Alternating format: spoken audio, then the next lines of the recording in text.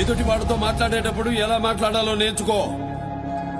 శ్రీను గారు మీ నాన్నగారు బాగున్నారా అనే దానికి, శ్రీను గారు మీ అమ్మ మొగుడు బాగున్నాడా అనే దానికి చాలా తేడా ఉందిరా లబ్బడి కొడక.